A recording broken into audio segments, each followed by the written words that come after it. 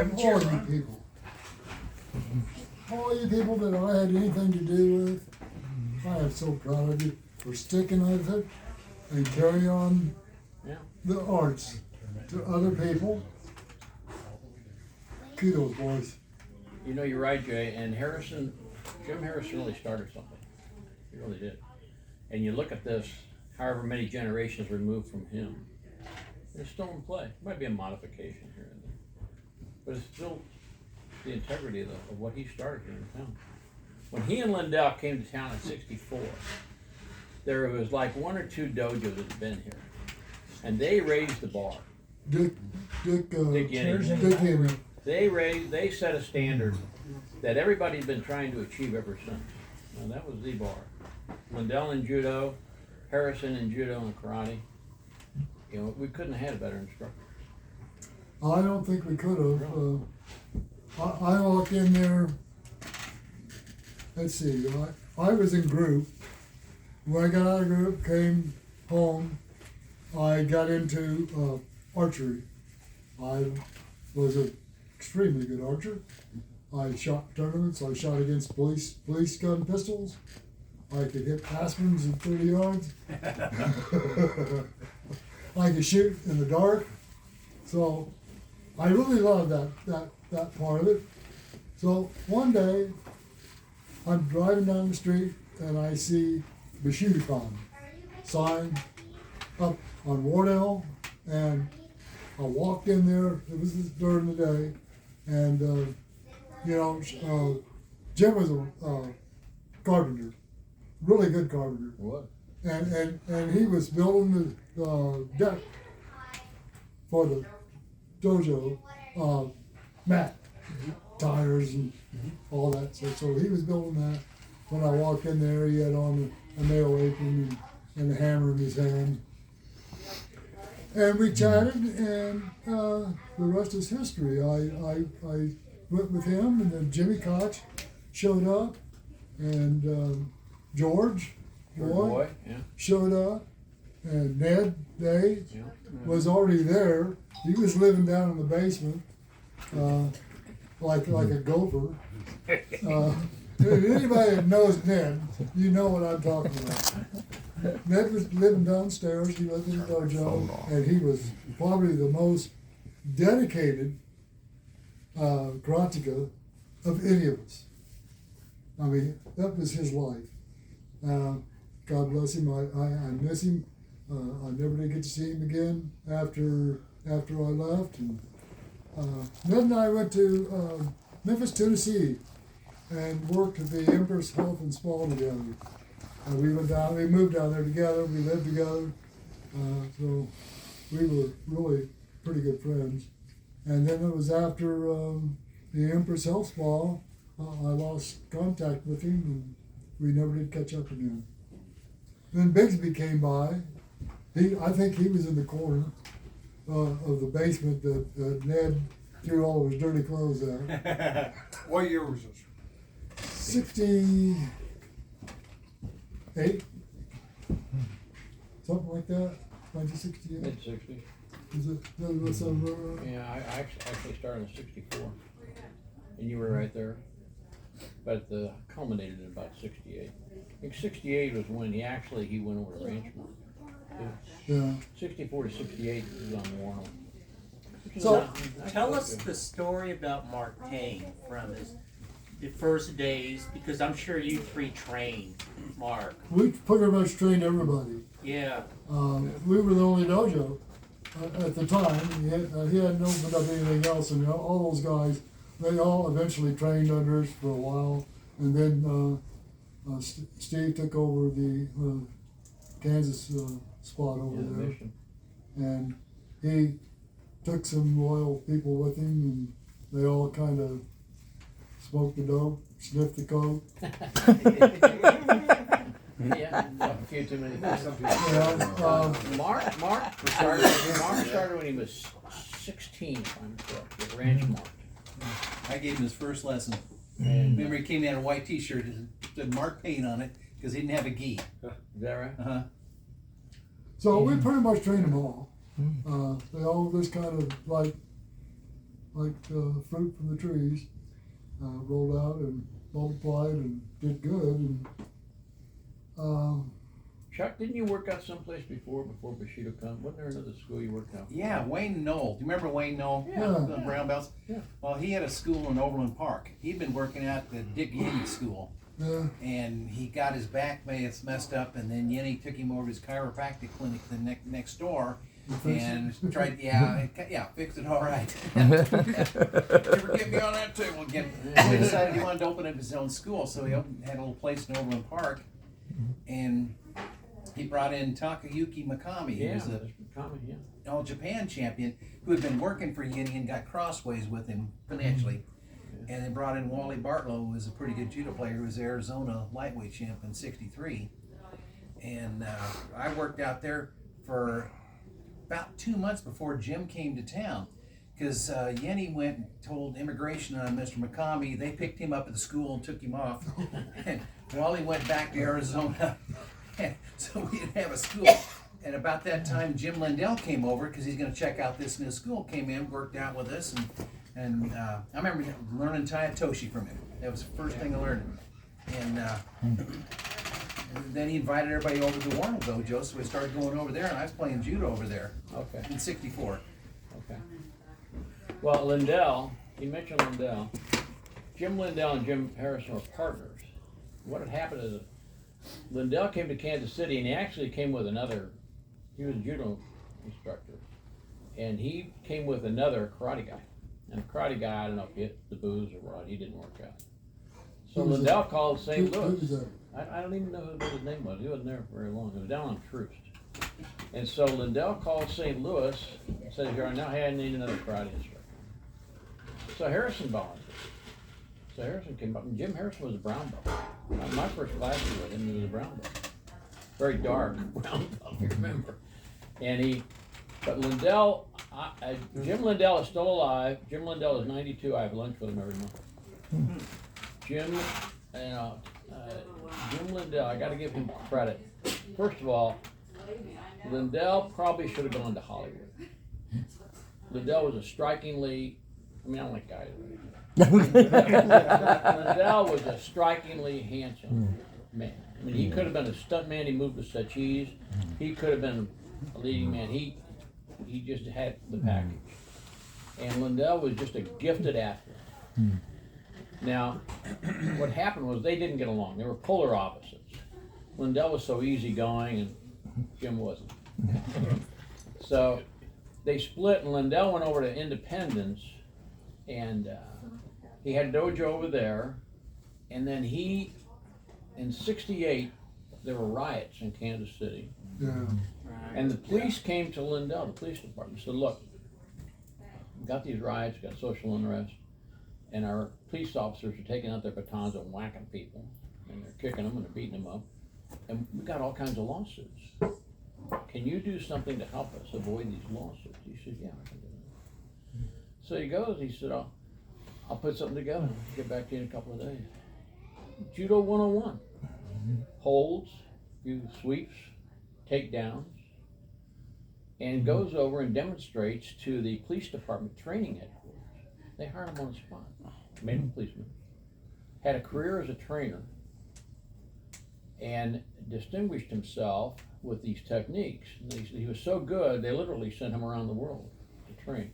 I've seen one video where he goes down to Venezuela, and he gets off the plane. He's going to train the police department. And he gets off the plane, and the guy and welcome him, and said, "We've got the heavyweight judo champion of Venezuela here." And if you know Lindell, the difference between him being upset and him being asleep and him being extremely happy is about that Yeah, much. they were all the same thing. Yeah, I'll say that. You're right. The guy had one blood pressure all his life. That's pretty So now, he said, "Okay, that's fine. Go eat dinner." Get up the next morning, and they point the guy out. Now, Lindell's about 6'1", 185, good shape. This guy is a bruiser. So he introduces himself, and he's got a dummy pistol. And he said, "We're going to do a little pistol retention. Need a volunteer. How about you?" Takes the guy out of the crowd. And everybody's thinking that this is going to be very interesting. So Jim says, I want you to take the gun away from me. The guy says, can I do anything I want? Yeah, do whatever you want, take the gun away. So they struggle for like maybe 10 seconds. This now guy is up in the air. He's horizontal and boom, down on the ground. Eyes in the crowd are like this big. Lindell, now here's the difference. I told you he and Jim were opposite. The difference is Lindell reached over, gentlemanly fashion, extended his hand, got the guy up, brushed him off, thanked him, set him down. Now, we all know. Jim would have been down there, knee across the throat. Hey, pal, you had enough, you know? and with a little different attitude. I'm not saying one's better than the other, I'm just saying different. But Lindell, when the riots broke out in Minneapolis several years ago, with the officer, the incident, the Kansas City Star called Lindell. And they said, what was the difference between their training and yours? And he said, really the same thing, but the one in Minneapolis was unrestrained. So these two had a grudge. And he said he was unrestrained. And the police, Jim didn't know this. The Kansas City Star told him, said, you realize in Kansas City, unlike any other municipality, you have had no lawsuits in 52 years. Wow. The program he started was so successful, 52 years, they've never had a lawsuit. They've had thousands of these takedowns. So now, the book that Jim wrote for the training, he's dimensionalizing it for the public. This is his swan song, and he asked myself and Travis Boggs to do the introduction, and we're doing it, and they are reshooting the stills and rewriting it a little bit, because now it's like 4 generations away from Jim. They named the training center at the Kansas City Police Department after Jim Lindell. I mean, he's just a class act. We'll go to lunch every month. He's walking with a shuffle now, he's slow. But he'll usually wear a slacks and a sport coat, open shirt, come in. He's always got a horse on the horse. Looks like he's going to a horse race. Yeah, and he is. Half the time he is. Had a horse on the track until just recently. And one time he won, he said, I'm buying lunch today. He said, buy a pony one. I remember that. And it was like, a pretty big number. 50 or 100 grand. Yeah, it was a bunch. I said, Jim, don't take a look at lifetime earnings, cost benefit on the whole thing. He had it all in his pocket, too. Yeah, he did. And he, over the years, he's just a neat guy. And I'll tell you one quick story. They go to, I've got the photo of this afterwards. And Harrison is standing there holding a trophy, and he's kind of glum. Jim's standing there holding a trophy, and he's smiling. Lindell never worked out that much. It was just very easy for him. Harrison worked out all the time. Lindell took first, Harrison took second. Glum, happy. And so I heard, I'm standing in the office, and I said to Jim, I said, hey, how was your judo tournament last week in St. Louis? He says, if I can't do any better than that, I'm going to retire. And Lindell says, yeah, me too. We've got great guys. They remain great friends. And they split ways, didn't really see each other, but about 5 years ago, Jim Harrison contacted Jim Lindell. First time they talked in over 50 plus years. And I think Jim knew he was not doing well, Jim Harrison, and he wanted to make certain there was peace. And I hadn't spoken to Jim in 35 years. And so he got my number from Jim Lindell and called me. We had a very nice talk for about an hour. Now Harrison was we always use the term very interesting guy. And Jim came from the boot heel, pretty tough. I don't know what story you've heard about the chest, but suffice it to say he had a cavity in his chest. And it was, I think, a cause for a very difficult growing up period. He told me that, you mean the scar in the chest where it shot? Well, I really don't want to get into the cause of that. There's Different legends. a variety of stories, but suffice it to say he had, and I'm not evading it, I heard one thing, a generation later I heard something else. But I know that I was with him enough times, and we've all seen it. He had one lung, and caved in. It was, as he referred to it, as a scar. In fact, one time at the internationals, June Reed was demonstrating a punch, and he pulled Jim out of the crowd. Of course, Jim always wore a black t-shirt. So he pulls him out of the crowd and said he wanted to demonstrate a point to all the judges that day. So he punches Jim in the chest, and it goes in like that deep. I mean, Like, yeah. Yeah. Jim says, hit the other side. Hit the other side. Yeah. Explained to him later what it was. Yeah. But he had a big hole in It was, it. it was big. It was. And so, Jim, you grow up with something like that, or you have that in your life. That's probably why he was such That's a it. shitty attitude. That's right. He was quite frankly, you're That right. was I'm like- glad you said that, because he was a little mad at everybody. Yeah, it was. He was a little mad at everybody. Yeah, you're like people. Great. I want to segue if I can. Yeah, please do. Sure. I'll preface my question with a remark about Mark Payne. He was a green belt fighting in a tournament, I think was in St. Louis, I think. He won green belt division. And back in the day, as I understand it, they had what was called a grand champion, where the champion of the green belt, the champion of the brown belt, and the champion of the black belt division fought. And Mark ended up fighting Fred Wren. Fred Wren was a black belt. He beat Fred Wren and took the grand championship. The question is, do you recall that? Where there was the grand championship common, what happened to the grand championship? I don't recall that. I've never heard that. That doesn't mean it's not true, but Remember your tournament, Chad, before you got away? Yeah. Where Mark ended up fighting Larry Whitner? Yeah. After fighting Vic Kleiber, who. Oh, Larry Whitner, yeah. I Yeah. remember Larry Whitner. Vic Kleiber is one of Yarnell's students. Vic Yeah. was always getting disqualified for clobbering people. Yeah, he should have been named Clobber instead of Kleiber, but he was a bad dude. And Mark fought him, got past him, and ended up having to fight Larry Whitner for the championship. Yeah. And Mark just didn't have the horsepower with Larry, but he Right. could score him. But boy, Larry clocked him one and dropped him. Mark got back up, and it's just Larry had one technique: run across, punch a guy in the face as hard as he could. Well, he was an All-American center at Ole Miss in 1963, big football, college football Nice player. guy, but Yeah. alter ego. Yeah, it's interesting, Greg. But yes, they did. In fact, going back even a little further, when I started, Shonen-ryu was a style. Shonen-ryu stylists competed only with Shonen-ryu stylists. And likewise Taekwondo and likewise Shotokan. And the reason was they were so purist about their style. Yarnell went over to Okinawa and he told me how one night he was there and Nagamine was the head of it and his son was teaching class. And a guy came in from another school and wanted to spar with him. And it wasn't the first time. They wouldn't spar.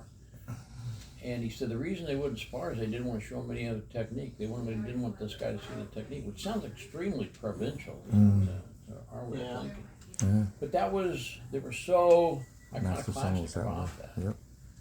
That it took about in the 60s, and they started opening up tournaments. Keep it pure. That was Keep it pure, that's keep right. it, keep it pure. It was very style, it was all about style. So for Jim to do the breakthrough, when that started happening, we started going to tournaments, that's when Bushidokan was a name until Jim decided we're going to make it a style. And that brought down the ire of the traditionalists. Yarnell came in, they got Ansei on the phone. Gina said, we're going to get a hold of Nagamine. He said, use my phone. So I'm going to do it. And that's how Bushidokan became a style. So we're going to go out to every different tournament. We're going to learn from everybody. We're going to incorporate what works and what doesn't. And it was really ingenious because Jim was a smart guy, he really was. And Jim was a master carpenter. And it goes back to the old feudal system. You would be an apprentice, you'd go and you're like your green belt with somebody. Then you'd go out to different places and learn from different craftsmen for years. come back and become a master, craftsman, whatever it was. And that was Jim's model. Come in, get to be about a green belt, go out to all these tournaments, learn something from everyone, come back and incorporate it, and we'll take a look, and whatever works, we'll keep, and what doesn't. That's how Bushido-Kan originally developed. And he's the one who started the routines, the very basic routines of teaching people how to count, which was brilliant. Because up until that point, it was, well, starting you off in first grade, we're going to start you off in preschool. Before we teach you how to run, we're going to learn how to walk. Those routines taught you everything you had to have That's right. to get through life, Really? you know, and grow as a martial artist. And you have to remember where you came from. You need to embrace these routines, study these routines, practice these routines, and do each and every one of them perfect each and every time.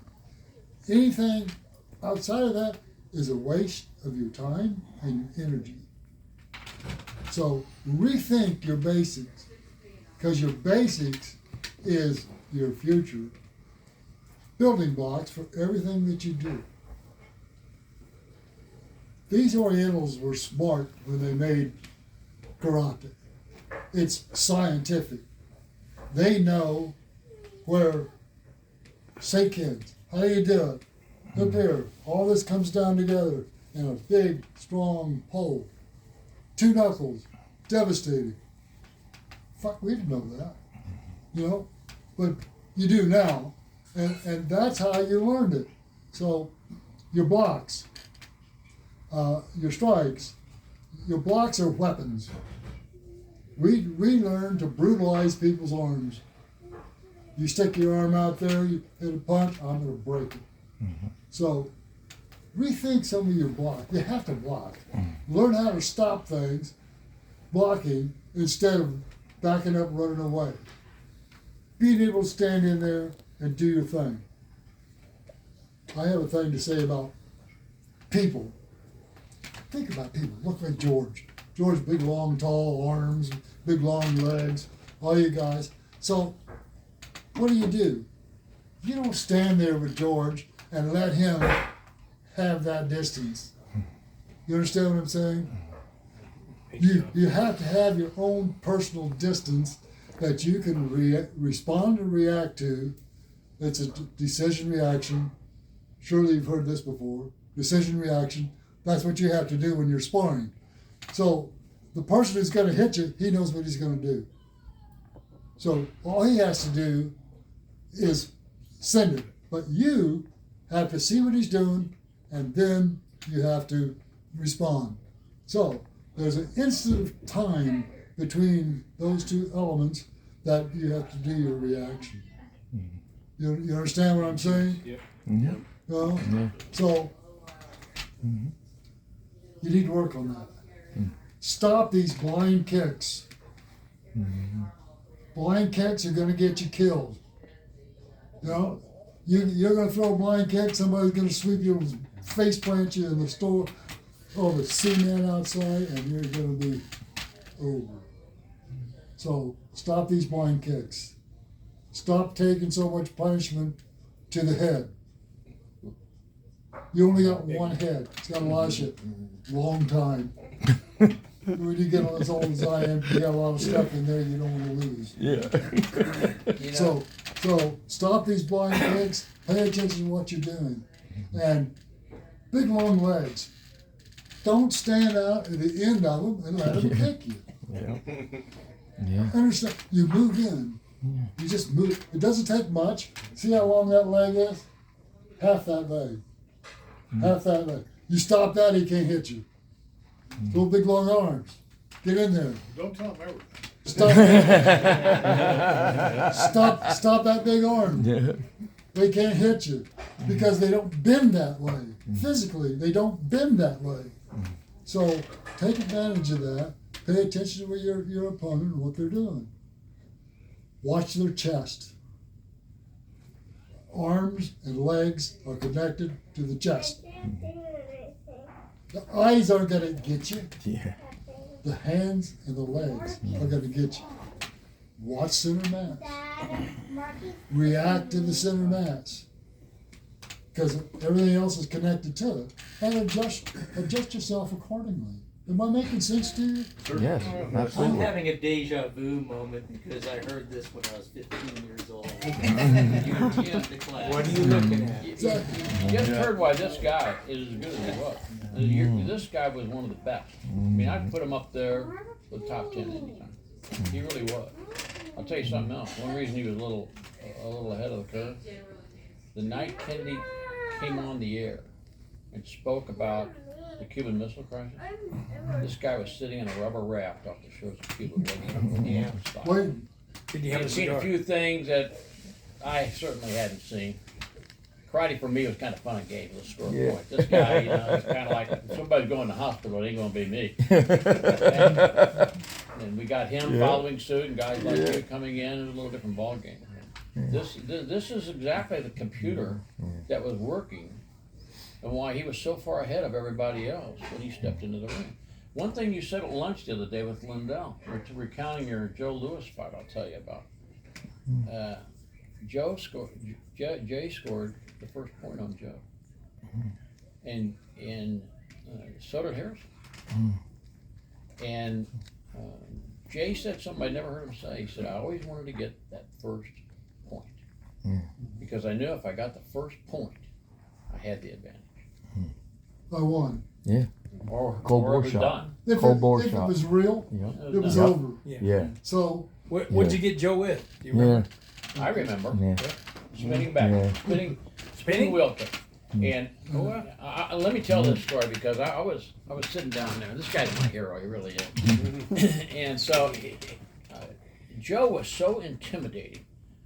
Joe Louis in his prime could have fallen off the cover of Bodybuilder magazine, Strength and Health, Surfer, Karate Black Belt, all in the same month. I mean, Beautiful this guy, guy was beautiful man. phenomenal. He was a Pretty dude. phenomenon. And Greg Helm used to work out of my school on Warnell. And Greg Helm told me one time he fought Joe. When Joe first came in, he just got back from Oklahoma. And Joe had a technique where he'd go over that side kick, get a hold of your gi sleeve, and put that back kick in your ribs. He ripped the sleeve out of Greg Helm's gi. Now think about that. Try it sometime. Ripped the sleeve out of the gi. That's strength. This guy was phenomenally strong, phenomenally fast, and was not afraid to use it. So the thing that so impressed me about Jay is now Joe had this tremendous aura and reputation. I mean, I saw guys get in the ring with him and just about pass out. So intimidating. I remember the look on his face when he got in the ring with him. It was just another match. Had a lot of respect for Joe. It was just another match. And you did not hold back an ounce. You went after him, and you caught him on the lip. And I thought, boy, hit Joe. I saw a little blood. I thought, this is going to get real interesting real quick. You also tipped him on the nose with an hurricane. Was that it? That was the first one out there. Just, Right there, just, caught with it I on mean, the nose? you talk about Tony. You talk about control. Hurricane just touched him, just like that. Yeah. First, that's the first blood he drew. Then he wiped dirt on his face with that Yeah, garuma that that's came right, over. that's right. I think referees. Now, here's the other thing. He had won, there was 2 tournaments in 2 days. Yeah, he had won the Grand day National before. Kansas City. Day The before. USK Grand National. So now he's fighting Joe, and after that, I got to hand it to Joe. Joe came in and got you and took you down, did a punch. I've never seen anybody Joe pick up somebody like Joe did. He could handle that guy. He's amazingly strong. Joe won, but I'll tell you, I was sitting next to Tom Whiteman, and Tom Whiteman turned to me and he said, "You know, if Jay hadn't fought yesterday, I'd have bet the farm on Jay." That's how close it was. I'd have put him up in the top 10 with any of those guys. And I saw Mike Stone fight his last match. I saw Chuck Norris fight many times. You name it. I saw David Moon fight many times. I saw Lewis fight a lot of times. I saw him fight Jim. Saw Jim fight many times. And I would have put this guy up with the top 10 in any of them all the time I ever worked out. Wow. No problem. Were either of you guys there when he sparred Bruce Lee? Or You know, Bruce That was Lee. in California. Yeah. California. Right Okay. there. Yeah, after I won the Grand Nationals, they sent me to L.A. to the tournament out there. For the internationals. Yeah, Yeah. and you know, I've told you guys this before. I really didn't care to fight tournaments and win. The only thing I wanted to do, if you toe the line, I'm going to get you. I want the first point. I just want to be able to get it and get you first. If I get you first, there ain't going to be a second.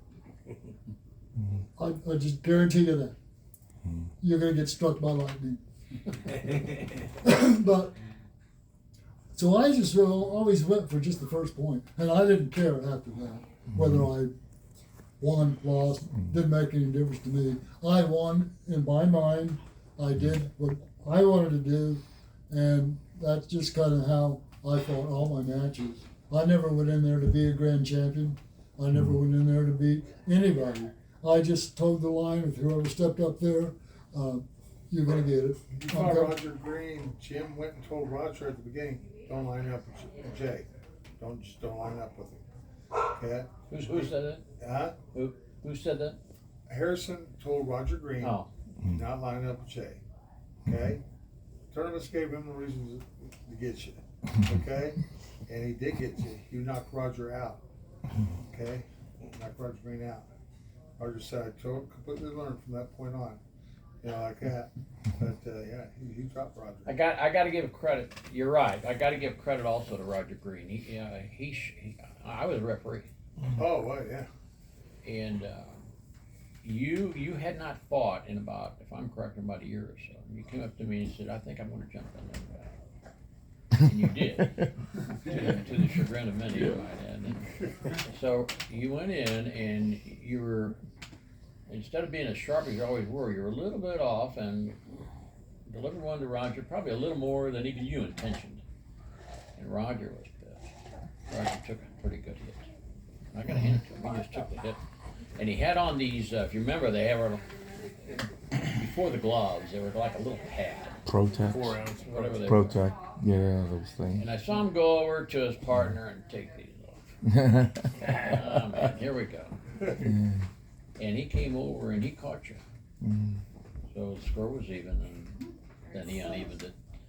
So Roger hurt your hard bark on. No question about that. He was a tough guy. Yeah. And he was good. He was good. But Harrison gave him some good advice. There you do it. Don't line up.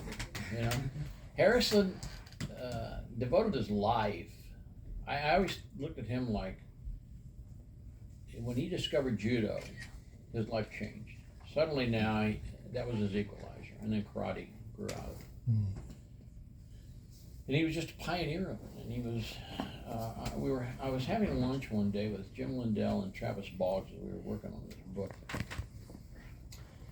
And my summation, Travis and I were talking about Jim, and I said, my summation is this. Jim was not a gifted athlete.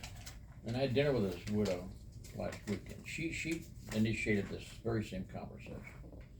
Jim was not a gifted athlete. He's average. He was not unusually strong, say like Joe or a lot of guys. About average. He was not fast like Jay. He was not fast like a David Mooner or Joe Louis or a Mike Stone. He was not, did not have all the moves like a Chuck Norris or a David Moon does, or all the technicians. But Jim had a persistence, and Lindell interrupted me when I was telling this story. He said, but the guy did it with persistence and determination. And that was his strength. Everybody has their ability. That was Jim's. If you're gonna fight him, you better figure, I'm gonna have to knock this guy out to stop him. Because that was the only way to do it. And I sparred with him many times. And I always thought to myself, I can't outpoint him. I know I'm gonna get hit, and he's not gonna get hurt. I know that I'm not gonna hurt him. Can't do it. But I'm just gonna go the distance. I figured if I can go the distance with this guy tonight, when he says, okay, that's enough, then that's a victory for me. And for me, that was my accomplishment, working out with him. One night, after the Aaron Pruitt fight, Yeah. he was so pissed at Pruitt. Visited the world. And I was refereeing that. I'll tell you exactly what happened. I'm not taking anything away from Aaron Pruitt. Greg was there. Pruitt came in after Jim with a ridge hand, and Jim ducked it. Right to his knee. And he brought up his knee, Pruitt, to do something, to kick or to do, I don't know, he was blocking and getting ready to do something. And that knee caught Jim on the chin as Jim ducked it. You're right, went down. And his chin hit the knee as much as his knee hit the chin. And I saw that, and Jim's eyes glazed over. He disappeared.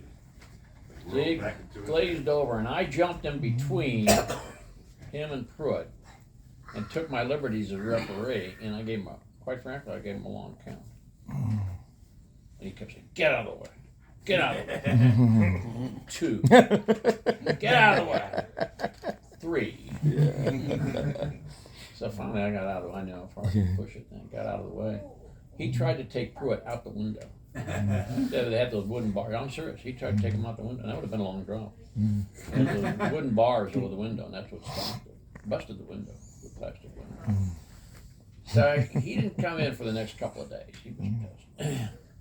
So now I had one of our students, David Oliver, also worked out with Pruitt. And he came up to me about a couple of days later. He said, I saw Aaron Pruitt. How's Aaron?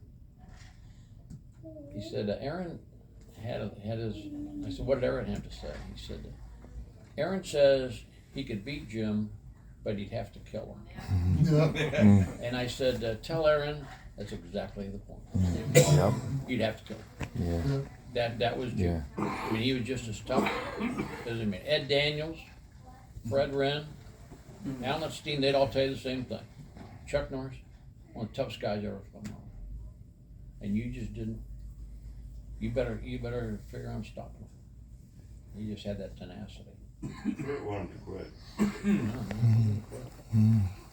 One thing that Jim did that proved, he picked him up, And pile drive. pile drive, That's and right. he stopped at the last second, but you could see Pruitt's neck starting to turn into an S. Yeah. And then he let him down on his shoulder and roll him over it. But he picked him up like this, and he's getting ready to Yeah.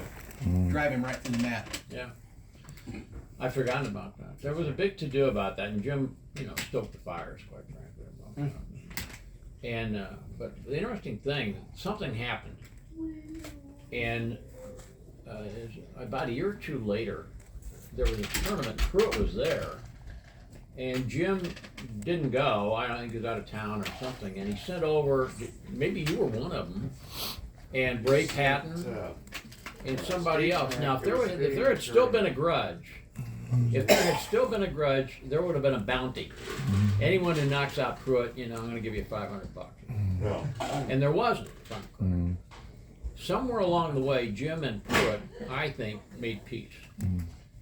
Well, you remember the St. Louis I don't know thing when he about put that. out this? Oh, yeah, I thing remember. in St. Louis? Oh, yeah. Loser pays That's all his first. hospital bills? Yeah, And Jim was there, Aaron wasn't. that's Easy right. and Do guts. you remember what he said on the microphone? I Don't heard repeat it, about George. this. Tell me what he said. Huh? If you're gonna let me turn off my recording if you're gonna tell me. Just for a second. And this is, because I don't normally go out around saying this type of word. This stuff, people are people me. But anyway, friends of mine, I had some black friends in St. Louis, so they're actually there. Jim got on the microphone, said, "Is that?" And this is back when there was a lot of racial arrests in the country. Jim goes, "Is that fucking nigger here?" Okay, they're going, "Not this nigger." Not this one. But Jim said it. Oh, yeah? Got on there and said it, and as it rins the top 10, remember? I wasn't there, but I heard about it, and I saw the flyer, Oh yeah. and it showed the white guy and Yeah. the black guy. And there was no mistake about that. Loser pays hospital bills. Yeah, I was Great there. pick. I had to do a knife demonstration with him as a warm up for this. And I'm in the middle of it. Yeah, he gets I'm getting some of the shots. I'm thinking, yeah, he's getting ready. I tell you, that started very early. I grabbed the blade, moved in towards him. Next thing I know, I'm sitting down. He dropped me on. I'm sitting like this, and he goes over and drops the knife in my lap. You okay? Give me the knife. Yeah, then you're gonna stop it, and I'm gonna put it right through your chest. Yeah. But I got up down that, but A lot of us paid the price for the Yeah. Aaron Pruitt. No, he was. he carried them. But something, I think somewhere along the way, he and Pruitt, in my guess, I don't know, but based A lot on of students, what I I've went to one at a high school downtown. A lot of Pruitt students were black, Yeah. and they were all from down in my high school. heard. Yeah, okay. And we actually had some words about it like that, and nothing happened. But then the challenge came out, thing in St. Louis. Yeah, he had students down there, down where I lived. I hung out with some of his students too. Oh, did you? He did a class from 4 p.m. to midnight on Fridays at the Cleveland Boys Club or something, but to get kids off the streets, so he was, They said he was Greg, a good didn't you athlete. compete in that Y tournament at Shawnee Yeah. Mission East? The, Yeah. The one of which Jim speaks of, with Pruitt, Yeah. yeah. There's a video somewhere. I heard he was a Steve Mackey fine guy. was one of the good heroes. All he had to do was win this tournament over Shawnee Mission East. But he was a brown belt, he had to fight black belt. It was a black belt tournament only. And Jim said, Harrison said, put on black belt to go fight. Greg, put on black belt to go fight. Ray Patton, an orange belt, put on black belt to go fight. Yeah. And that was my famous fight with Mike Taylor. Steve, he was disqualified. I don't want to go there, it's a long story. But our orange belt, Ray Patton, right, drew Aaron Pruitt. And he was so intimidated by Aaron because of that fight, of what you spoke to. He was so intimidated he couldn't compete. But he did so well against Aaron Pruitt that he was so angry at himself afterwards for not having the balls to have taken it to the wall and possibly, well, at least You give could have beat him a, if he- a better fight. Yeah, There there was was a lot of blood in that tournament. I talked to Ray about 2 years ago, and that's exactly what he told me. Yeah, You're right on. But I always figured if there had been a grudge, if the grudge had still been held, there would have been a bounty. And Ray said no, just go over there and fight. And so I think there was a peace thing. But I'll tell you, one grudge match Jim did have was Victor Moore. Oh, yeah. Oh yeah. Man, that was Victor Moore. oh yeah. And Victor Moore was a formidable guy. Remember Victor Moore? I mean, this guy was put together. And he was militant. Make no mistake, he was militant. Oh, yeah. And Jim and he had several words several times.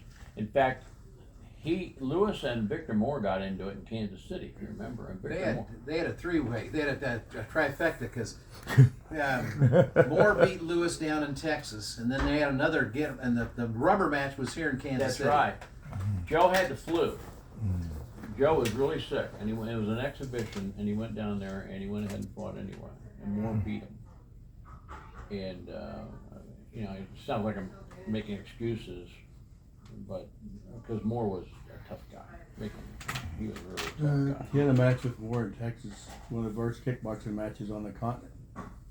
And what a lot of people don't understand is Jim Harrison, my dad, and Ed Daniels, and were all having, the boxing commission was going to shut the whole damn thing down. So they were fighting the boxing commission the whole time before this, and they were writing out the rules on dinner napkins, and my mom was at the corner of the ring with a manual typewriter typing up the rules of this new thing, kickboxing, so that they could keep the the boxing commission from shutting them down. And then they had to come up with an organization. So what do we call ourselves?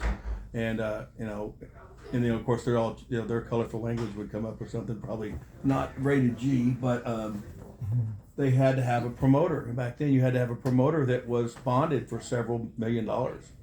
Well, there was only one promoter in the whole Southwest that was bonded like that, and he was a wrestler guy named Fritz von Erich. His real name was Jack Atkinson. And if you were going to hold any kind of event in Texas, Louisiana, New Mexico, Oklahoma, which Oklahoma didn't have a boxing commission, because remember all those rings we used to have fight in Oklahoma that suck and have a hole in the middle, and your ringside doctor may be a veterinarian, whatever. Dale Koch's brother-in-law. Yeah, that's it, or paramedic. And but they had to scramble that whole time instead of getting ready for the fight and doing what you think they were doing. they're all writing all these rules out on dinner napkins, and my mom is typing these out on a manual typewriter. And they're trying to get this rules set up and get all the bylaws set up for their newly formed organization, and then get Jack as their promoter, because he was the only licensed bonded promoter. And they're doing all of this all the way up to fight time. They're not warming up. They're not getting ready. They're fighting an epic battle with the boxing commission, and this fight almost never happened. And so he was the first fight with Victor Moore, and Victor Moore cut his eye, and they stopped the fight, timeout, and they laid him down in his corner and stitched him up. And then after they put the stitches in there, they put Vaseline over it, so like time in, and got back up and fought, and then Jim knocked Victor out. And my dad was working Victor's corner, which my dad and Victor didn't really get along too well, but Dad agreed to work his corner because Dad taught him on some other things. But anyway, so then of course Joe Louis fought Ed Daniels. But the one thing that people don't understand, they see the actual fight, and yes, Mr. Harrison was a warrior like he always is, but they didn't see what he did all during the day of those guys scrambling around, having to write out all the rules to this newly formed boxing organization. And have my mom type them on a manual typewriter, and then have Jack Atkinson be their promoter. And it came within, it could have gone either way, within inches of whether that fight would have ever took place, and it would have killed kickboxing. And this fight, this epic battle, went on every kickboxing match from there on. It seemed like that they had to fight. And these battles, there wouldn't be MMA and all that crap going on today, anything, if they wouldn't have won these battles, because the boxing commissions hated martial arts. Hated it. One of the biggest guys fighting MMA was John McCain, because his wife had a big deal with Budweiser, and Budweiser was sponsoring professional boxing. And showed the Budweiser logo in the ring and stuff. So McCain said, no, we can't have this stuff. That's terrible, too brutal. Somebody might get hurt. Cockfighting. Yeah. Well, they always crippled the martial artists. First, it was Gene LaBelle fighting a boxer, and LaBelle was a boxer, but they wouldn't let him box. All he could do is and he couldn't grab him, and he had to fight him without boxing him, and just be all defense for 2 rounds, and then he was able to grab him. And right after 2 rounds, Gene LaBelle grabbed the guy and choked him out. And of course, no one knew what that was, what the chokeout looks like, so he was choked all the way out, snoring and everything. And then later in the late 60s, my dad fought Big Cat Cleveland Williams. He wasn't allowed to kick for 3 rounds. So Dad was a boxer also. So he boxed with him for 3 rounds. And then in the 3rd round, he knocked him over the top rope with a step across side kick. And then he ripped his gloves off and said, F this. Then they fast forward to the mid-70s, and it's Bill Wallace and Tommy Hearns.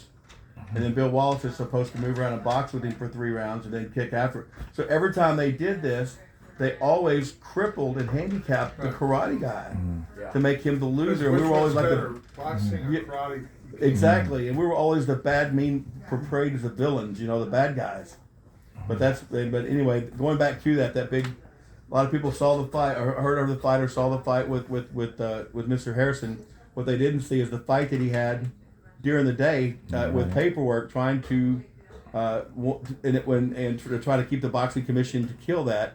And that happened to be the birth of kickboxing in the United States, which now allows for UFC and all that other stuff. But that battle was never won. That battle would have been lost. None of it would have been there. So he fought one of the most epic battles of battles that allowed us to do this thing we all love, because of the battle he fought during the day before he got in the ring. I had this song about Victor Moore. Victor Moore's dojo was in Fort Bragg, North Carolina. North Carolina. That's where we trained. were. That's where we were. Yeah. My sister Becky, if any of you guys remember Becky, that took karate from Bushidokan. Yes, I do remember. She was a badass. Yeah, she was. She closed my eye before. Me too. But her husband was 82nd Airborne. So she wanted to take some karate out there, so she goes to this dojo. Walked in, it's Victor's school. She knew nothing about Harrison, nothing. There's all these pictures on his wall about him fighting Harrison.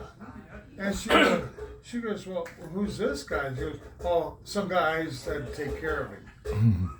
She goes, really? She calls back and calls Mackie, asked Steve, and said, is this true? Did he do this to Mr. Harrison? And Steve goes, no, he didn't. Okay? So he calls McDonald out in North Carolina. Huge karate guy. He goes, you tell him I'm bringing a body bag out for his ass. Okay? He wasn't completely Yep. stupid. He closed his dojo for 6 months. He was gone. Yeah, he was gone. He left Fayetteville. He was gone. Yep. Because they heard Jim was coming, which I'd be in Alaska hiding in the igloo or something. If I knew Jim was looking for me. But he completely closed his dojo when Jim called out there. Plus he did it, and of course later on he did it to Bobby Ryan too. And when Bobby got tired of hearing all this stuff, he goes, well, that's fine. I'm just going to bring the body bag out for your ass. And now Jim, you know. And of course Bobby died, but yeah, Victor Moore was a tough guy. Oh yeah. Great hands on him. That's the whole thing he was beating Jim at with his hands.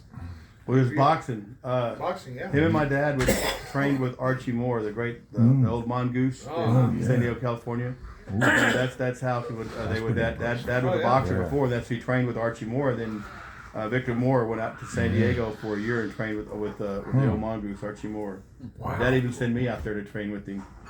The guy's amazing. Archie Moore at the time was probably in his 80s. Yeah. And he would move around with anybody for 2 rounds and make you look silly. And he was like a phenomenon. He was like a vampire. He never aged. But he was probably the most knowledgeable boxer on tricks, setting traps and doing tricky stuff. He taught me how to. I had a guy that was real long, real fast jab, and he'd always hang his front hand, and I could never press him. I was always a press fighter, and he taught me why you keep trying to punch him in the face. Punch him in that damn shoulder. You destroy that front deltoid. He can't throw that jab. So he taught me how to be not so antiquated and going after the head and the body. Start punching his arms. That guy likes those big, beautiful biceps. Start punching the hell out of him. He won't like him by the end of the fight. And so that's what that he would coach up. Don't punch the head and the body, the kidneys, whatever. Punch the shoulder if he's jabbing you, or if he's got big arms and he's trying to hit you with a big mean hook. Start punching him once square in the bicep. Punch him right there in the horseshoe of his tricep. Punch him in the elbow. Instead of going for that kidney shot, go for the hip bone. Don't pick your targets to be so antiquated. And that for a boxer. I mean, as martial artists, that's what we think of all the time. Is hitting people in those little sweet spots that make life hard on them. But for a boxer to think like that, that was pretty awesome. Who was Jim's corner man against Moore? Pat Burleson said he was. Well, it was Pat and I want to say it was Jerry Wiseman that pitched him up. Pat and Jerry Wiseman worked his corner, and Jerry Wiseman's the one that stitched him up. Because Pat's one said you're gonna have to knock him out. Well, Harrison didn't teach this to everybody, but he talked about it. Let a guy wear you down. Wear himself down. Keep your guard up, keep blocking. And I always figured that's how he fought Victor. And let Victor deliver a lot of punches and wear down. Because the story I heard is that he was down. And there's a video. Burleson came over and Jim says, how we doing? And Burleson says, ain't doing too good, boss. We're going to have to knock him out. And Jim did. He was losing the fight because when he would get inside, Victor would outbox him. Well, then he started throwing Victor. He started sweeping and throwing Victor when he'd get inside to shut down his boxer. But so Victor would get him in the corner, in the corner where he couldn't throw him. He didn't have room to throw or sweep him. And then that's when he got cut. Then he started yanking him out of the corner. He started turning. Mr. Harrison started turning him and then sweeping him and throwing him. He did a hip throw and dumped Victor right flat on his face. His first hip throw. And then after that, I guess part of him trying to throw Victor, they slammed heads, and that's how he got that real bad cut right across his eye. He was losing the match. And it's whatever it's like he drank he like Popeye, he had a can of spinach and after he got stitched up, and then he fought. When he got back up, he completely changed his personality. Get that He looked always kind of easy, going with the flow kind of thing, and then out of nowhere somebody falls. You're like, what did he do to him? Well, he changed his whole fight personality. He just flat out went after him. He was just pressing, and was hitting with everything. And Victor, it wasn't even a competition. Victor couldn't do anything. He just went complete press offense on him, and Victor couldn't do nothing.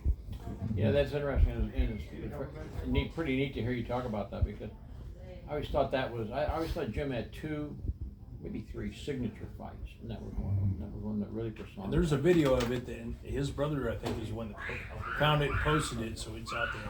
Yeah, it's out there. and then they're playing some kind of weird opera music or whatever, and when they had him, he's literally That laying was down Bob on the Wall's apron in guy. the corner, and they're stitching him up. Yeah, he, the other one was him against Lewis, and then the other one that was really, I thought personified Jim was him against Fred Wren. He lost. Boy, that was Classic. Well, if you look at that fight, that's actually 3 different fights looped together, real. because you have Ed Parker in 2 different gis refereeing that fight, and you have Pat Burleson refereeing that fight. And then you have Mr. If you look real close, they wear the same color gis all the time, but they, except for the referee, which is Parker in a black gi one time and a white gi the other time. But there's 3 different referees. So that's actually the fight that y'all see on that was put all over the internet. Yeah. That's 3 different spliced fights stitched together. Interesting. Within 3, and all Quite the a fights pace there. looked the same. Because they were just great Highlights. fights. They Just were. great, competitive, awesome fights. They showed Geese and Guts. You know that Yes. that era.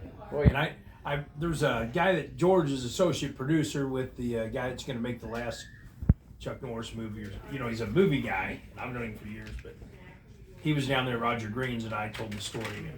I said, you need to make a movie or a docudrama called Geese and Guts about these original guys, all the original open tournaments and the evolution of it, and that fight with Fred Wren, and then also the Bobby Ryan story. We told that down there. I said, can you imagine this scene in a movie? 3,000 people waiting in an auditorium for somebody to knock on the door to see who won the fight out in the parking lot. I was there. That was like I was 15. So, You mentioned Gene LaBelle. Gene LaBelle is kind of if we knew about him, he's not a low-profile guy, but he wasn't a name that really pops up all the time, marquee name like some of the other guys. Lindell, Jim Harrison was in awe of Gene LaBelle, and I understood LaBelle would go over to the Kodokan and work out with those guys every day. He would. And he was across the board. He did over. LaBelle was a stuntman. I worked with a stuntman, and they were in awe of LaBelle. And these guys were tough guys. Believe me, these guys were athletes. But when you mentioned Gene LaBelle, oh yeah, Gene, yeah, he was the real deal. And Bob Wall told me when he introduced Jim to Gene LaBelle for the first time, Jim was didn't quite, a little stuttering a little bit. There was Bob so Wall much took respect. Will, my son, out to meet Gene LaBelle and go to his dojo. And he'd been doing some kind of Hollywood audition thing or something. Was all dressed up foo-foo. And Gene LaBelle just In Jim Lindell's book, made him get on the mat. the book that Jim Lindell is redoing is dedicated to Gene LaBelle. And the reason is Lindell went out and worked with LaBelle. And LaBelle refined his restraints. So He got on the mat. he and Lindell became pretty good friends. I was using this punch dummy in one of his demonstrations one time, and when I was younger, I used to be real muscled up. I looked like a steroid junkie. Had the big muscled up arms. What happened to you, John? I got all this fat. It all went up here. Not muscled up. What do you call that? You call it fat. give me a break. And so he would always use me, and everybody would use me, but I was in awe of the guy too, because I heard so many stories about it that Mr. Harrison and my dad and Pat Burleson, those guys would tell. And so he got me up there, and I was just gummy for him to do a choke out. Well, he did this choke, and he did a side choke. And when he clasped his hands, instead of just doing a slow pressure, it was a real fast jerk and then a hold. And that fast jerk that he did, it's like you ever get a chiropractor where they pop your neck, and it goes, and they pop you from right there where your neck meets your back, and it goes all the way down your back, and it's like crack, and you're like, oh, you get that real refreshing feeling. But when he did that choke, and I popped, and I was like, ooh, and I was trying not to make a noise because I didn't want to, I didn't want to sound like a weenie, and have anyway, because I grown one time with Mr. Harrison. I don't want you to sound like that. I don't want you to sound like a weenie, sound like like a little girl. But anyway, he did that. But when he did that, I almost crapped my pants because I thought he broke my neck. It literally felt like he broke my neck. So it was just a real fast quack, and I popped all the way down. I was like, oh. I was just sure that he broke my neck, and I was going to fall down and die after that. The fight with that's the thing about Harrison is he had the judo background. He was very good, and he that's how the fight with Lewis was so monumental. He came in and I was about from here to there to the fight, and Joe had that, as you mentioned, distance.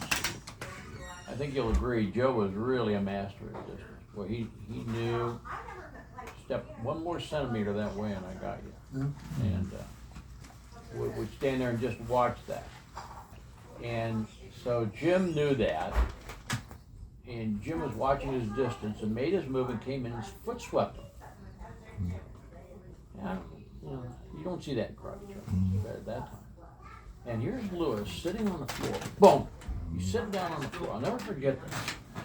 And he's sitting there and he's got this expression on his face like, you dope. How could you let this guy foot sweep? The whole time, Jim had come around behind him, had him by the shoulder, and he hit him in the neck 3 or 4 times that I thought would stun a bull. I couldn't believe it. And all Lewis would do was go, man, never changed expression on his face. I thought, oh my God, this guy, you talk about conditioned athletes. Yeah. This was the guy. You talk about muscle. Was that the picture that Mr. Harrison had in his office? Yeah. Okay. And But he he got him actually- down twice though. He swept him one time, and he actually did a hip throw on him the other time. Hip threw and punched him as he was going down. it was monumental. The thing that happened was, I could read this because I knew him well. Jim went back to the side. I mean, everybody was all around this match to begin with, and now everybody's standing and tensions are high. And Jim goes back, and I think Jim felt I stunned the guy. It's my time to take him out. Well, he didn't quite stun him as much as he thought he did, because he ran in after Joe, and Joe impaled him. Now, I'm not taking anything away from Jim, because it was one heck of a fight. It was a monumental fight, and Joe knew it too. What did you impale him with? Kick? Left leg. Left leg, yeah, sidekick. Sidekick? I mean, Jim was like, it was like one of these. But everybody applauded. Everybody applauded. You see, the thing that I always found is Jim gave him quite a match. This guy gave him quite a match. And then when he came in town for an exhibition, when Bob Boggs brought him in, Mark Payne sent the word over to Joe. Because you had gone around with Joe, somebody else, and Joe would follow your pace. And Mark sent word over to tell him, I'm coming after him. And I'm not gonna dance, I'm gonna come. And so Mark did. And about 2 or 3 hits into it, Joe said to him lightly, you named the pace. Yeah. But I gotta believe that after those 3 fights, he had a whole lot of respect for Kansas City. For those 3 fighters, for Jay, for Jim, for Mark. Thinking these guys back where some of them know what they're doing. And Mark told me, he said, yeah, I wanted to find out. I'd heard he was a great champion, and I wanted to find out why, and I learned. Amazingly fast, amazingly strong. His sidekick. Just phenomenal. Especially for an offensive, Yeah. not a defensive sport. An offensive sidekick. We did a step up sidekick, and his head was perfectly level. You try to master that blitz where your head doesn't move, it stays perfectly level, so you don't give off any static movement, so they can defend. Well, he would cover the distance, not just 1 step, but 2 or 3 steps distance on that step across sidekick. His head was completely level, and nothing from the waist up moved, so you had nothing to pick up on that he's coming. Yep. No, you're right. And Jay, as Jay told me, they got to be. You got to know Joe fairly well. The guy had all the tools. You saw the sidekick and you saw the punch, but it was kind of like, this works. Why go to anything else? But he had all the tools. He had every. He'd been over there and then trained with the right guys. Of course, he had the tools to begin with, so he was very gifted at it. You're talking about violent fights. Jim took us out into the internationals in '65, and that was the big tournament. And what was neat about it is people came in, literally, guys from Japan come in, guys from Korea come in. It really was a showcase. But that was the night Mike Stone fought his last match, retired. He had been champion the year before. So Jim didn't know Mike, had never seen him fight. He said, well, we'll go see how this guy does. Oh my God. Mike came out and he had a white gi on. Everybody wore white gi those days. And on the back of it was etched a Black Panther. I'll tell you what, that was appropriate. That fit. That's it. This guy had a style unlike anything I'd ever seen. He stood out there and he just constantly moved his hands. But when he blitzed, unlike Joe, it was like 6 things coming at you. It was just unleashing bolts of lightning.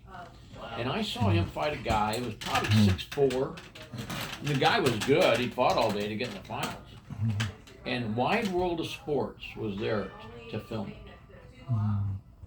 Mike came in and hit this guy front kick, front kick, front kick, and each one was one of these and knocked the guy back into the ropes. It was like he'd been charged with electricity, a big voltage. After his match, CBS, Wide World of Sports, went home. Didn't shoot anymore. Never made it to TV. This is too violent. And I would have agreed. I mean, that poor guy. Pat Burleson said he knocked out Stone's instructor the year before at the International. Yeah. Stone said, I'm knocking your ass out. I'm I'm gonna gonna get get you. you. And he did. Like another ridge hand. He knocked Pat out. Yeah. Ridge hand, even a ridge hand. Knocked him out with a ridge hand. Ridge Yeah, hand, ridge hand. exactly. Knocked over ridge hand. And he had all the moves and he used all of them. And you never knew what was coming. I did a demonstration with him here in Kansas City. He came in, a really nice guy. He really was a genuinely nice guy. Great athlete, tremendous conditioning. You don't tell me about his conditioning program.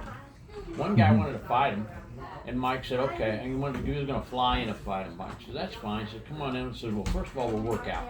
We'll go through my workout. And if you still want to fight, we'll fight. And I guess after the workout, the guy got to play one. You know, like We're gonna run. see Stone in October. Yeah, I'm Yeah, Yeah, he's coming in for the. Yeah. They were seeing there. So he's going to come in and stay with Mr. Corbin in Arlington, or Mr. Corbin lives in West Fort Worth now, for about 2 weeks before, and then I'm supposed to drive him, Mr. Corbin, and Allenstein down to Houston. Scott's been informed that he's I've been driving. voluntold. He's that been I'm- he's been that vol- I'm he's going. been volunteered. That's how I get voluntold. Yeah. How you doing? Guess what we're doing? Yeah, this is it. There you go. That's great. Well, I'll close my part by saying the most beautiful match I ever saw. It was a great match. I'm not saying it was just look good. Jerry Taylor, who was a student of Chuck Norris, and Roger Halliburton, who was a Shotokan star. They were fighting in the internationals. They're out in they had about 6 or 8 rings going, big auditorium, one beach auditorium. And these two stepped up, and I didn't know they had been. They liked each other, but they were rivals. And 2 purists. You talk about the term purist. Pure Shotokan, straight line moves, boom, boom, boom, no wasted motion. And then here's this beautiful guy who fought a lot like Chuck. Twirls, moves, spinning kicks, circular motions. And they stepped off and they got in the ring.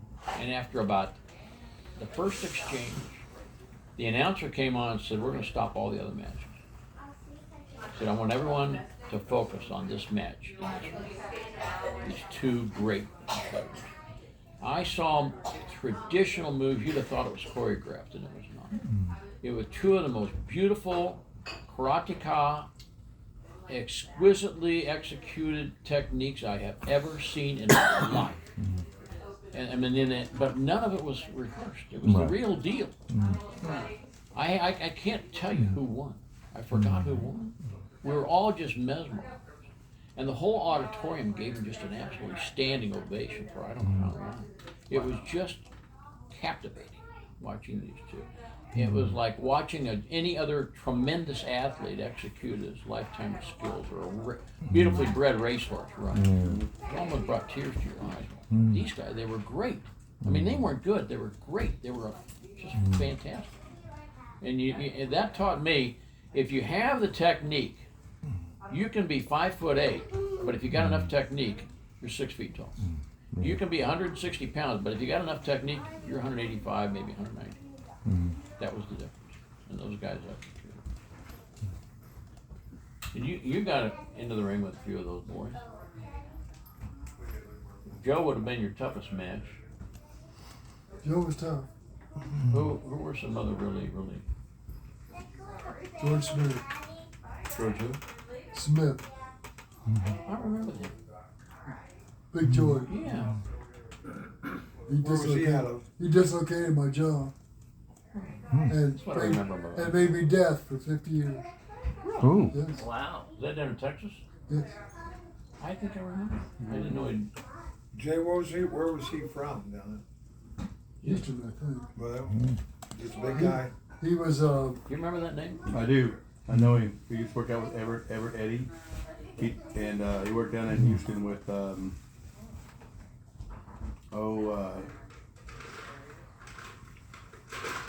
you're on a blank now. Jimmy Tavares? Jenkins, not Tavares. Jenkins, whatever Jenkins' first name. The old black guy. One of the first Taekwondo guys in Houston. And a lot of them that he mixed up with a lot of karate guys. They came out of Louisiana that worked out with where Ernie Radar Smith came from. Oh yeah. And then they had a big school in Houston, and that's where he trained at. And then he was also a kickboxer later. I think George was Hell's Angel. Booze Fighter. Booze Fighter was a Texas outlaw biker club that eventually became the Banditos. They were called the Booze Fighters, and they were formed in the 40s, and then in the 60s, mid to late 60s, they became what's called the Banditos.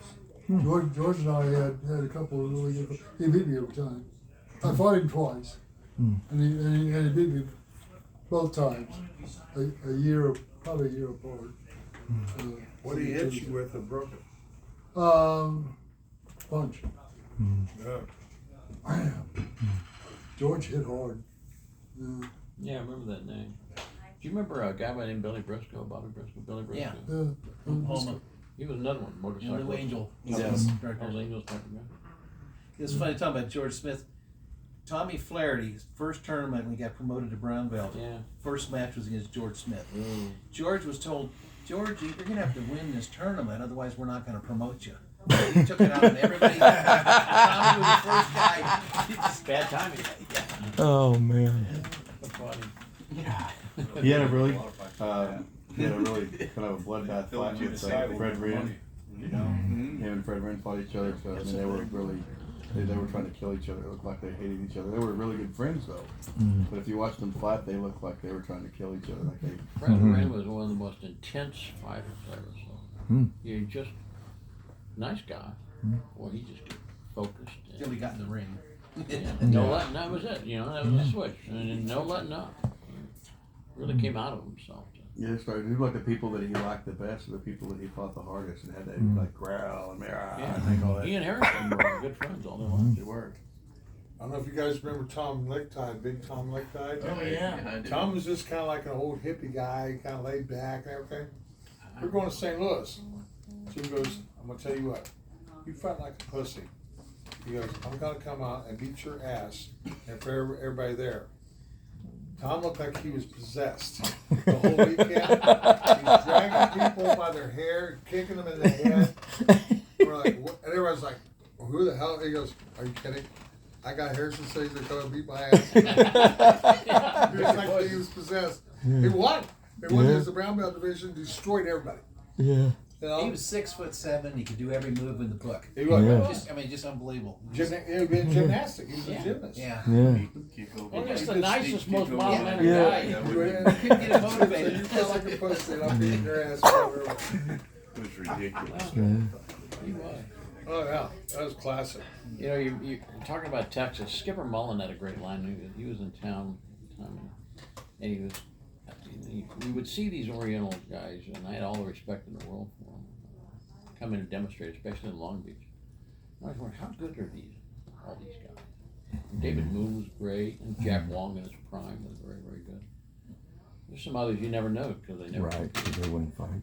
So, Yep. Skipper, I guess I'd ask that question. Skipper was saying, yeah, I remember one of my first matches. I fought he's from one of these boys from Japan. And he said, we stepped into the ring and squared off. Pretty soon, that guy hit me and knocked me right out, in the tournament eliminations, out in the gymnasium, slid across the floor. And the referee said, "Come on, Skipper, let's get back in there." And the Skipper said, "I said, wait a minute, I'm not sure I want to get back in." That boy hit me with a hand or with a foot. He was one of the real deal. The other one was I always thought was a real deal was the Shotokan stylist from California. Takamoto was quite celebrated. Oshima. Did you ever see Oshima? Yes. I thought he was just hell on wheel. And he fought. But most of them wouldn't fight. Yeah. But you had people like him. You had people like David Moon that would David fight. Moon. You had Yuma Wan and Jack Wong, and those are the very few small that were tough and that would fight. All the other ones made excuses of why they couldn't do it. Yeah. And he was one of them. That and Akami. Akami would fought back and when he first came in, he would fight. And but yeah, it was very awkward. Not awkward. I mean, I would say odd that you would see him fight. And, Yeah. They hated David Moon because he pissed them all off, all the Koreans, because he would fight anybody and everybody. Yes. And and because of that, everybody would compare them to David Moon. Well, it was like, oh, we don't do that. It's like, well, how about him? What about him? What about him? So they just kind of ostracized, what about him? Because he made him look bad. Well, a lot of the Japanese masters were the same way. So they had all these other guys, what about him? What about him? Yeah, his demonstrations left little for the imagination. I saw Bruce Lee's first demonstration, and I thought it was phenomenal. Jim's eye, okay. But the first time Jim met Bruce Lee, they had a lot of respect. Oh, Jimmy's guy, he's selling snake oil. He's selling snake oil. We tell everybody that he's selling snake oil. He hated those jiu-jitsu demonstrations. Or, I'm sorry, the Aikido demonstrations, he hated those. The guy selling snake oil. So long before Steven Seagal came along, he started calling him Stephanie Seagal. They had these old Aikido masters that would come and do their shows. It's like a magic show almost when they do their demonstration. This was like in the early 70s, late 60s, and him and my dad would get it and make fun, literally hackle them and make fun of them while they were doing their demonstrations. And so then they all came up with their own words, like their vibrating palm of death and whatever else. And it was almost like a magic show, so long before Seagal came along, they would always have some Aikido guy that would always do some demonstration of like some kind of damn magic show or something like that, and you would have Mr. Harrison haggle him. So that was the one thing. You never saw him fight. You never had any of them do anything. And my dad would always find, if he ever caught me making fun of a style that I didn't understand, he would find somebody to humble me in. Well, that was the one style that I made fun of a lot. We called them the broom people, because you'd see their forms in tournaments. They look like they're sweeping a floor with a broom. So he sent me to this guy down in Louisiana, and he was about 80 years old. He was probably 70, 80 years old. And of course, I'm like 18, so to me, everybody's old, when you're that age. But I was 6'2" and 245 pounds ripped, and I won my first kickboxing amateur championship, and I was already boxing. And I'm like, I do one-arm curls more. I eat crap more than this guy. What's this guy going to teach me? He threw me all over his place. He left scuff marks on my feet on the ceiling of his dojo, and he had perfect control. I would hardly feel the floor. But he turned me and torqued my joint. I mean, oh my God. I walked around like I got crapped out of a buffalo or something. I was just sore. I was sore and beat up, and that guy tore me up. And I bet he didn't weigh 80 pounds soaking wet. And he was throwing me all over his dojo. My feet were leaving scuff marks on his ceiling. From my dirty feet, you see my dirty feet marks on his ceiling. And Your dad sent you to the right guy for it. he would always send me somebody. He would say for the Kempo people. You guys all got to be And he would ready. send me down to work out with Mr. Parker in California and other people. He'd always find somebody in the style that would make Tell me your thoughts about Eddie Parker. Hey, we got one story. Kenny didn't get to hear about your Bruce Lee stories. Yes. I don't like repeating that. Yeah. I won't video of that. Okay. Yeah. Your daughter, but I don't know if you trust her. But, this was in California. They sent me out there, and I probably had a shitty attitude. Not you, I, Jay. I was going to go out there with a bunch of California career boys. I really wasn't too impressed. Bruce was a lightweight. I mean, there's a lot of physics in martial arts, Right. you know. And I was 6 foot, 207, and I could probably move almost as quick as he could. But I wasn't going to let his little flippy ass, slappy kick. Don't candy coat it. Sorry. Sorry. I was gonna say what you mean. Hey, Jay, tell us how you really feel about this, okay? I don't I even need a copy of let your this video. little flippy ass kick stop me. Yeah. I just shouldered his leg over my shoulder, swept his leg out, took him to the floor, and punched him in the face. Got disqualified. Don't do that. So you lost. Wow. Yeah, Yes. No, you didn't lose. No, you didn't lose. Not by Harrison. No, you got disqualified. There's a big difference. I got disqualified. Yeah. That's different. That's different. That's different. Well, I'm good because I got disqualified a lot of times too, so I don't feel as bad now. Hey, every tournament I went with this lunkhead, he got disqualified, and he would get the entire citizenry coming after us. So it wasn't just, it was like they're coming after us with pitchforks, you know? That's why It's like, a lot of y'all guys, I We realize literally y'all got should've- back to back in Baltimore, Maryland. Baltimore at the Nationals. And this is what Keith was Surrounded by telling us, black Mike- belts. Mike Surrounded by Canova, black whatever belts. his name, because he started talking, he was going to fight Mackey. Yeah. You're from Jim Aaron, he goes, well, I'll fight Steve Mackey, and he started talking some shit.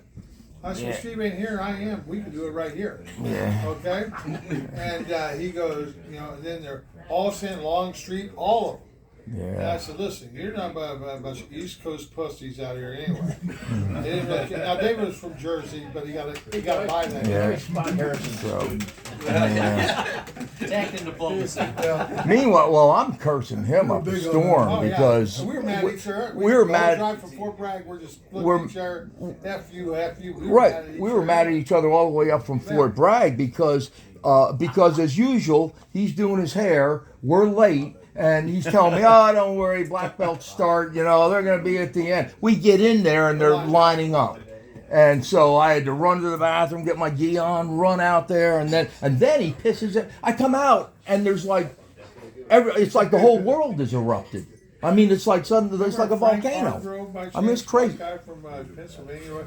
Who I arrested later on in life. Oh, really? Oh, yes, I Big did. name guy. A pastor, They by the wound way. up in a group. They said, you Yeah. know Jim Harrison's Is sister? he Catholic? Got I his said, yes, I am. That's They go, we ain't situation. put any of that shit today. Some sort of You started and you're out of here. Yeah, Really? Dave was standing right there. So, anyway, I told him, and Keith Vitale goes, now he goes, George, we don't want to fight. I said, you tell that bitch, keep his mouth shut. You look at it and say, Okay? So, years later, Dallas, Texas, they all come from South Carolina, and the red, white geese and all that stuff, over to Steve Selby's. Yeah, place, right? Yeah, I missed Harrison's there, this, yeah. Daniels is there, Yep. and I go, there's that Mike Geneva, the Yeah. one that was running his mouth. I said, Jim, there's that guy. He goes, really? Come on. This is literally a few years ago, right before This Jim, few years, Jim right died. before Jim died. Yeah. So Jim's, And Ed Daniels is real, and so they followed. they gonna walk over there. So I'm walking I was over like, there oh, too, and I go, shit. Mike Geneva. Yeah. He said, now, I'm doing that, so you and I got some past history. Yeah. Oh, we do? Yeah. I said, yes, we do. Okay?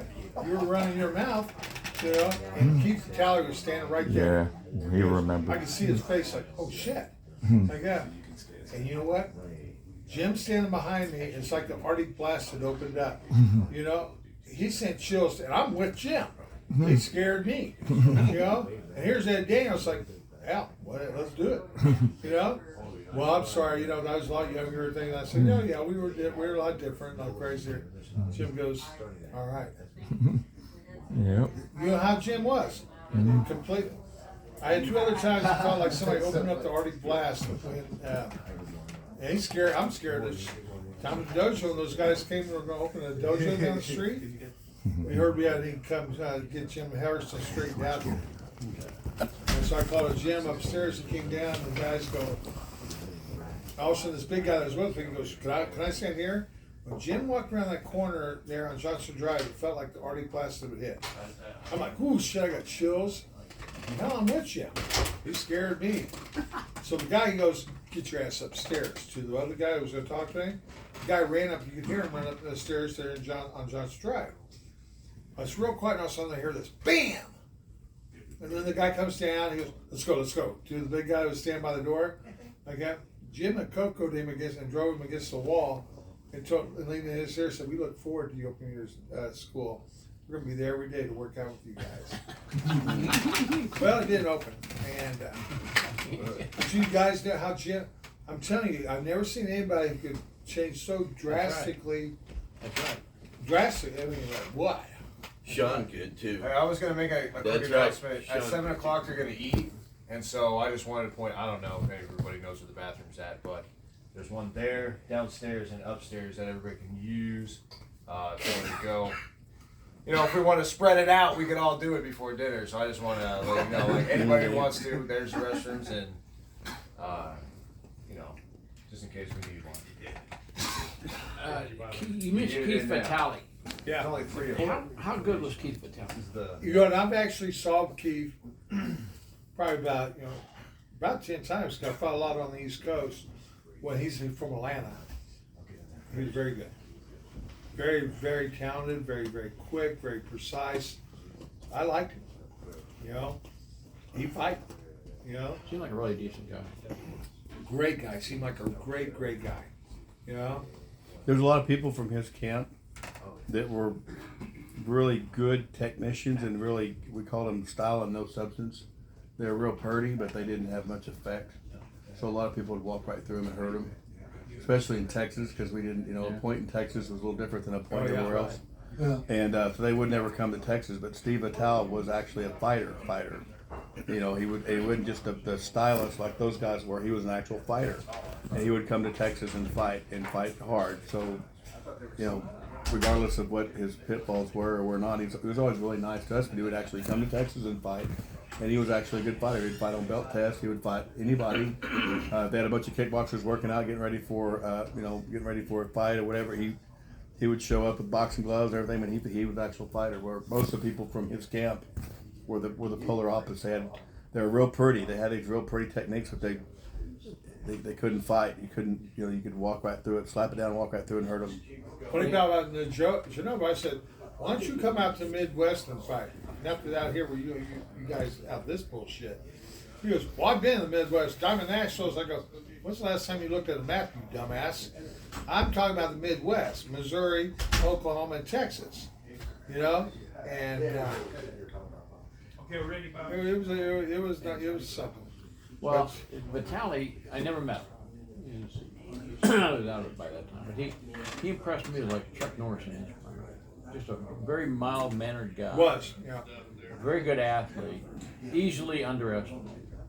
Looked great, but could really apply it. Yeah, they could. Oh, yeah. He could Yeah. really Total respect him. Yeah. He came in. He worked out with Chuck. He came into Kansas City. They were going to do some taping, and he and Jim worked out together. I thought you were there too. And Chuck was there at the old Warnell Dojo.